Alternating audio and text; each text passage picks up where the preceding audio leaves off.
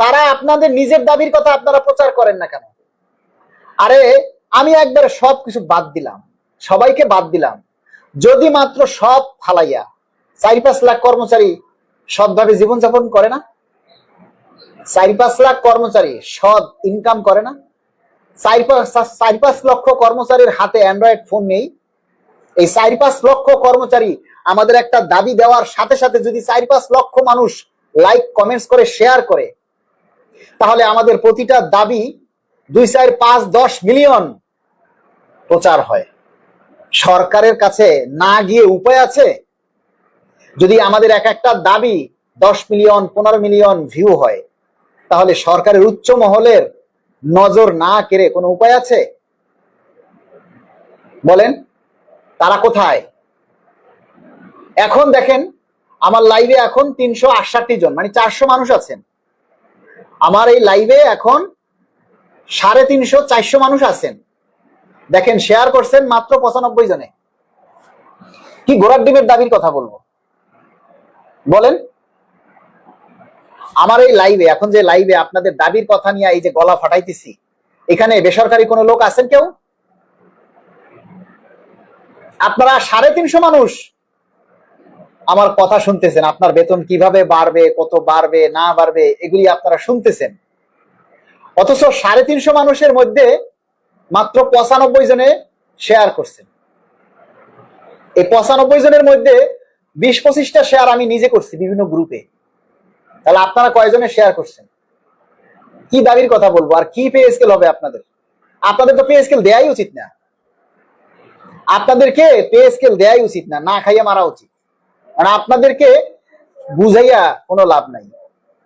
কথায় আছে, কয় আগে ভালো করে বুঝাও, তারপরে মাথায় হাত দিয়ে বুঝাও, তারপরে রাগ করে বুঝাও, তারপরে যদি না বোঝে তখন মাথায় বাড়ি মারো, নাহলে গুজের বাড়ি মারো। এখন আপনাদেরকে গুজের বাড়ি মারলেও আপনারা আর সোজা হবেন না, আপনারা এত তেরা হয়ে গেছে। আপনাদের জন্য আসলে এই রিস্ক নিয়ে কথা বলে, রিস্ক নিয়ে কাজ করে কোনো লাভ নেই। নো রেজাল্ট, ফলাফল শূন্য। যদি বুঝতাম যে না আপনারা আমাদের কথার মূল্যায়ন করছেন, আপনাদের জন্য কষ্ট করছি, আপনাদের জন্য কাজ করছি, আপনারা সেটা যদি মূল্যায়ন করতেন তাহলে নিজের কষ্টটা লাঘব হতো। যারা লাইক করেন, প্রচার করেন, কমেন্টস করেন, আমাদের সহযোগিতা করেন, কথাগুলি তাদের উদ্দেশ্যে নয়। যারা করেন না তাদের জন্য বলছি, যারা এই কাজটা করেন না তাদের জন্য বলছি যে 400 মানুষ লাইভে আছেন, আপনি নিজের বিবেকের কাছে প্রশ্ন করেন যে এই বেটা পাগল এত বকবক করে আমার বেতন নিয়ে, তাহলে আমি কি নিজের কাছে কি প্রশ্নের জবাব দিব? আমি নিজে কি আমার এই বেটার দাবিটা কি শেয়ার করছি? আমি কি এই বেটা যে আমার বেতন নিয়ে কথা বলে বকবক করে, আমি আমার বেতনের দাবিটা কি কথা বলছি? এবার এই দাবিটা কি আমি প্রচার করছি? হ্যাঁ, আপনি যদি আপনার রিজেক্ট বৃদ্ধির জন্য আপনি চেষ্টা না করেন, আল্লাহও আপনার পাশে থাকবে না। আপনি যদি আপনার বেতন বৃদ্ধির জন্য, আপনার রিজেক্ট বৃদ্ধির জন্য আপনি পরিশ্রম না করেন, আপনি চেষ্টা না করেন, তাহলে আল্লাহও আপনার পাশে থাকবে না। এটা হাদিসের কথা। আল্লাহ তাকেই সাহায্য করে যে নিজেকে নিজে চেষ্টা করে। আল্লাহ তার পাশে থাকে যে আল্লাহর এই নিজের ভাগ্য পরিবর্তনের জন্য চেষ্টা করে। এই যে দেখবেন অলস মানুষ যারা সারাদিন ঘুমায়, কাম কাজ করে না, কিছু আছে বাদাই না, এদের কোনো উন্নতি হয় না, এদের কোনো ভালো উন্নতি হয় না, ভালো কোনো পজিশনে যেতে পারে না। কেন পারে না? পাশের বাসার রহিম যদি পারে, তাহলে তার পাশের বাসার করিম কেন পারবে না? কেন পারে না জানেন? এই পাশের যে আছে সে চেষ্টা করে, আল্লাহ তাকে সাহায্য করে। আর এই পাশে যে অলস সে পারে না। কেন পারে না জানেন? সে চেষ্টা করে না, আর আল্লাহ তাকে সাহায্য করে না।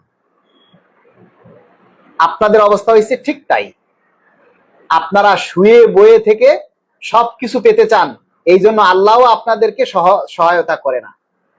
আল্লাহ রিজেক্ট বৃদ্ধি তার করে যে নিজের রিজেক্ট বৃদ্ধির জন্য সংগ্রাম করে, চেষ্টা করে।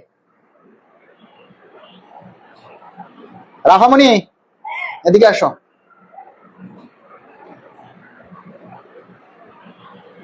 একটা গ্যাস্ট্রিক ওষুধ, একটু পানি দাও, ঠান্ডা পানি দিও, নিয়ে আসো।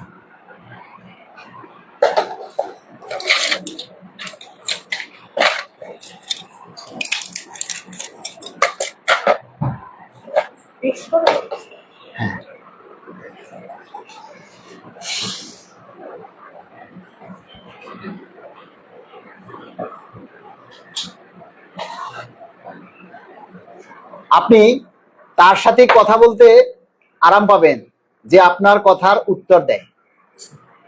আপনি একজন বন্ধুর সাথে মনে করেন আপনি কথা বলছেন, আর সে যদি খালি আপনার কথা শোনেই, হা হু বা রিপ্লাই কোনো কিছুই না দেয়, তখন আপনার দেখবেন আর কথা বলতে ভালো লাগতেছে। আপনারা সবাই শুধু চুপ করে থাকেন।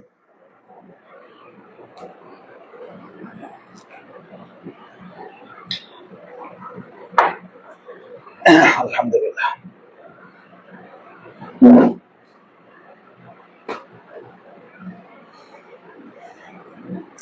এই যে সিপিডির মতো একটা সংস্থা, সিপিডির মতো একটা সংস্থা যারা এই 22 লক্ষ কর্মচারীর বিরুদ্ধে কথা বলার সাহস পায়, কেন জানেন? কারণ 22 লক্ষ কর্মচারী সবাই মানুষ না, এর মধ্যে বেশিরভাগই হলো পাগল ছাগল, যাদের কোনো অস্তিত্ব নেই, যাদের কোনো ওয়েট নাই, যারা নিজের দাবি নিয়ে কথা বলে না। এই জন্য যখনই পে স্কেল বাস্তবায়নের সময় হয়, তখনই এই সমস্ত সংস্থাগুলি আমাদের বিরুদ্ধে মতামত দেয়। অথচ এই সিপিডি তারা 80 জন কর্মকর্তার জন্য এক বছরে, গত সরকারের আমলে এক বছরে 90 লক্ষ টাকা তাদের বেতন বাড়াইছে। গত এক বছরে 23-24 অর্থ বছরে 80 জন কর্মচারীর জন্য বা কর্মকর্তার জন্য 90 লক্ষ টাকা বেতন বৃদ্ধি করছে। আমরা সরকারের কাছে দাবি জানাই, সিপিডির এই যে 23-24 অর্থ বছরে 80 জন কর্মকর্তার জন্য বা কর্মচারীর জন্য যে এই যে 90 লক্ষ টাকা তারা নিয়েছে, এটার তদন্ত সাপেক্ষে এটার ব্যবস্থা নেওয়া হোক। এবং আমরা তাদেরকে জোর দাবি জানাই। এবং এই যে কি বলে, তাদেরকে যে বেতন দেয়া হয়, তাদেরকে যাতে এই পে স্কেলের গ্রেডে, মানে 20টা গ্রেডের আওতায় নিয়ে আসা হয়, অতিরিক্ত বেতন যেন তারা না পায়। ঠান্ডা পানি দিয়ে ঔষধ খেতে নেই। আচ্ছা, জানতাম না, অনেক ধন্যবাদ আপু। যাই হোক, আমরা আজকে নীরব, আমরা অলস, আমরা আমাদের দাবির কথাগুলি সবাই বলি না। আমরা যারা বকবক করি, প্রচার করি, আমাদের দাবির কথা সবাই তুলে ধরে না, প্রচার করে না। আমরা যে নিজের চাকরির মায়া না করে রিস্ক নিয়ে আমরা এত কিছু বলি, আজকে যদি আমাদের কোনো একটা বিপদ হয়, আপনারা কেউ পাশে থাকবেন না। আজকে যদি আমাদের একটা ক্ষতি হয়, আপনারা কেউ পাশে থাকবে না। তখন আপনারা বলবেন কি, হালায় বেশি বকবক করতো, এখন ঠিক হয়েছে। তখন বলবেন হালায় ভিউ ব্যবসায়ী ছিল, এখন মর। ঠিক এই কথাটাই আপনারা বলবেন। এমডি শামীম আহমেদ, আমরা কি আদৌ পে স্কেল পাবো? পে স্কেল পাবেন, ওই নায় তরে সমান কথা। আপনি যতটুকু আপনার বেতন বাড়বে, আবার ঠিক ততটুকুই দ্রব্যমূল্যের দাম বাড়বে, বরং দ্রব্যমূল্যের দাম আপনার বেতনের চাইতে বেশি হতে পারে। পে স্কেল পাবেন, এটা 100% কনফার্ম। পে স্কেল পাবেন। হাশেম হৃদয় লিখেছেন, সবাই শেয়ার করুন প্লিজ। বাংলাদেশ রেলওয়ে জামালপুর থেকে, 50% যদি বাস্তবায়ন হয় তাহলে 15% কি কর্তন হবে? অবশ্যই কর্তন হবে। 15% তো আপনার থাকবে না। পে স্কেল হওয়ার সাথে সাথে আপনার এই 15% আর থাকবে না।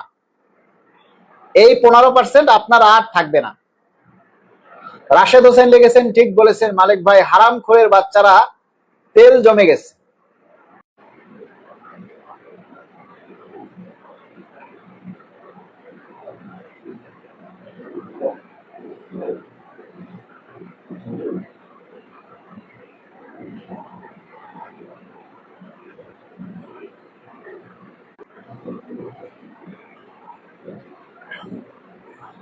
একটু নেট প্রবলেম ছিল, নেট কানেকশনটা দুর্বল ছিল, এই জন্য অনেকটা সময় আসলে কথা বলার সুযোগ হয়নি। আপনারা যদি কেউ লাইভে এসে কথা বলতে চান, তাহলে লাইভে যুক্ত হতে পারেন। আগামী 11 তারিখ বাজেট ঘোষণা হবে। অনেকেই মনে করতেছেন আজকে বাজেট শুরু, আজকেই মনে হয় সব ঘোষণা করবে। আরে না রে ভাই, সরকার শুধু পে স্কেল নিয়েই বসে নেই, সরকারের আরো অনেক কাজ আছে, সারা দেশ চালাতে হবে। আজ থেকে বাজেট অধিবেশন শুরু, বিভিন্ন আলোচনা চলবে, বিভিন্ন পর্যালোচনা চলবে, যাচাই বাছাই বিশ্লেষণ চলবে। এরপরে আগামী বৃহস্পতিবার বিকেল 3টায় মাননীয় অর্থমন্ত্রী মহোদয় বাজেট ঘোষণা করবেন। সেই বাজেটেই, সেই ঘোষণার মধ্যে দিয়েই আমাদের পে স্কেলের বরাদ্দের কথা বলবেন আমরা আশা করি। এবং আমরা সরকারের কাছে বিনীতভাবে অনুরোধ করব, সবাই মিলে অনুরোধ করবেন যে মাননীয় প্রধানমন্ত্রী আমাদের পে স্কেলের জন্য প্রয়োজনীয় বরাদ্দ যেন রাখা হয়, যাতে একবারে শতভাগ পে স্কেল বাস্তবায়ন করা সম্ভব হয়। সবাই এই দাবিটা করবেন, ঠিক আছে? সবাই এই দাবিটা করবেন যাতে এক ধাপে একবারে পে স্কেল বাস্তবায়ন করা হয়। সবাই মিলে এই দাবিটা করুন। আমরা চাই যাতে সরকার আমাদের বাজেটের পরিমাণটা বাড়ায়। প্রতি বছর তো বাজেট হবে, প্রতি বছর পে স্কেল হবে না। প্রতি বছর কি পে স্কেল হবে বলেন? রাষ্ট্রের উন্নয়নের কাজ, বড় বড় মেগা প্রকল্প প্রতি বছর হবে, কিন্তু পে স্কেল প্রতি বছর হবে না। পে স্কেলের বাজেট একবারই রাখবেন। সুতরাং আমরা চাই এই পে স্কেলটা যাতে একবারে বাস্তবায়ন হয়, এই পে স্কেলটা যাতে একবারে বাস্তবায়ন হয় এবং একবারে যাতে আমরা সবাই এই সুবিধাটা ভোগ করতে পারি। প্রয়োজনে অন্য বড় যে প্রকল্প আছে সেগুলিকে একটু কাটছাট করে আমাদের যাতে পে স্কেলের বরাদ্দটা বাড়ানো হয় এবং আমরা যাতে পে স্কেলটা সবাই মিলে একসাথে পেতে পারি, তাহলে হয়তো আমরা কর্মচারীরা কিছুটা লাভবান হব। নতুবা এই আপনারা যে প্রতি বছর ধাপে ধাপে পে স্কেল দিবেন, এই ধাপে ধাপে পে স্কেলকে লক্ষ্য করে এই ধাপে ধাপে পে স্কেল বাস্তবায়ন করার জন্য এই যে প্রতি বছর উদ্যোগ নেওয়া হবে, এই 3 বছর, এই 3 বছরের মধ্যেই দ্রব্যমূল্য বৃদ্ধি পাবে। এরা প্রতিবারেই পে স্কেলকে লক্ষ্য করে তারা দাম বাড়াবে।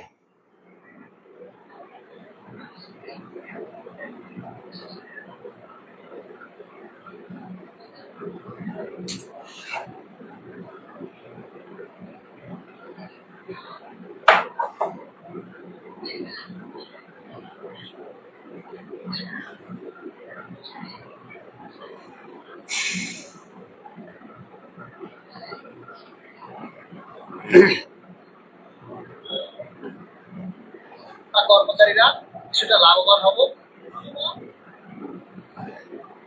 দীর্ঘমেয়াদী পরিকল্পনা নিয়ে যদি পে স্কেল বাস্তবায়ন করা, দাম বাড়বে বেশি। কারণ আমরা যখন প্রতি বছর এই পে স্কেলের জন্য বাজেট রাখবো, প্রতি বছর যখন এই পে স্কেলের জন্য বাজেট রাখা হবে, তখন প্রতি বছরই এই দ্রব্যমূল্য দাম বাড়বে।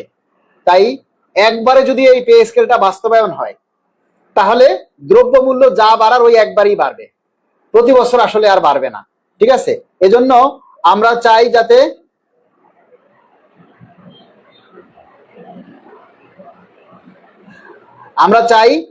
এই পে স্কেলটা যাতে একবারে বাস্তবায়ন হয়।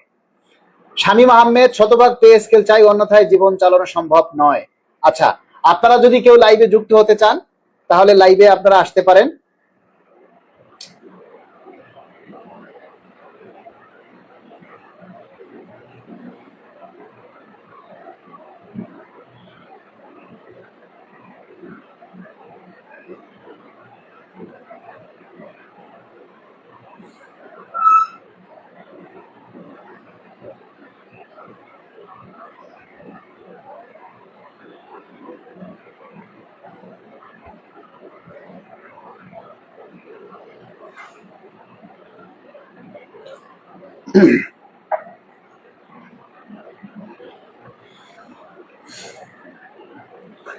শতভাগ পে স্কেল যদি একবারে বাস্তবায়ন না হয় তাহলে কোনো লাভ হবে না ভাই। ইনক্রিমেন্ট যোগ কিভাবে হবে? আচ্ছা, ভালো কথা। 2015 সালের পরে 15 সাল পর্যন্ত আপনার যে ইনক্রিমেন্ট ছিল, সেই ইনক্রিমেন্ট ছিল আপনার যেই তারিখে জয়েন করছে তার সেই তারিখে ইনক্রিমেন্ট লাগতো। কিন্তু আইবেস সিস্টেম চালু হওয়ার পরে ইনক্রিমেন্টটা সবার 1 জুলাইতে চলে এসেছে। এই কথাটা আপনারা অনেকেই হয়তো জানেন বা অনেকেই জানেন না। যারা 2015 সালের পরে যাদের চাকরি হয়েছে তারা অনেকেই জানেন না যে এর আগে ইনক্রিমেন্টটা ছিল যেই তারিখে চাকরিতে যোগদান করেছিল সেই তারিখে তার বছর পূরণ হয় এবং সেই তারিখে তার ইনক্রিমেন্ট হয়। কিন্তু 2015 সালের পরে এই আইবাস সিস্টেমটা চালু হওয়ার পর সকলের ইনক্রিমেন্ট 1 জুলাইতে নিয়ে আসা হয়েছে। এখন 1 জুলাইতে যদি পে স্কেল বাস্তবায়ন করা হয়, তাহলে 1 জুলাইতে আপনার পে স্কেলের ফিক্সেশন হবে আগে এবং সেই ফিক্সেশন হওয়ার পরে আবার আপনার ইনক্রিমেন্ট লাগানো হবে। ঠিক আছে? বুঝাইতে পারছি যে 1 জুলাইতে যদি পে স্কেল কার্যকর হয় তাহলে আগে পে স্কেলের ফিক্সেশন হবে, তারপরে ইনক্রিমেন্ট লাগানো হবে, এবং ইনক্রিমেন্ট লাগার পরে আপনার 1 বছরের যতদিন দিতে দেরি হবে ততদিনের বকেয়া আপনি পাবেন, কোনো সমস্যা নেই। আমার মনে হয় যে 1 জুলাই থেকে যদি পে স্কেল বাস্তবায়নের ঘোষণা হয় তাহলে 1 জুলাইতে সবার ইনক্রিমেন্ট বন্ধ থাকবে, ফিক্সেশন হওয়ার পর সেই ইনক্রিমেন্ট সবার যুক্ত হবে। আর যদি আপনার আগে ইনক্রিমেন্ট, ফিক্সেশনের আগে ইনক্রিমেন্ট যুক্ত হয় তাহলে আপনার পুরানা স্কেলে ইনক্রিমেন্ট যুক্ত হবে, তাহলে আপনি ক্ষতিগ্রস্ত হবেন, তাহলে আপনি ক্ষতিগ্রস্ত হবেন।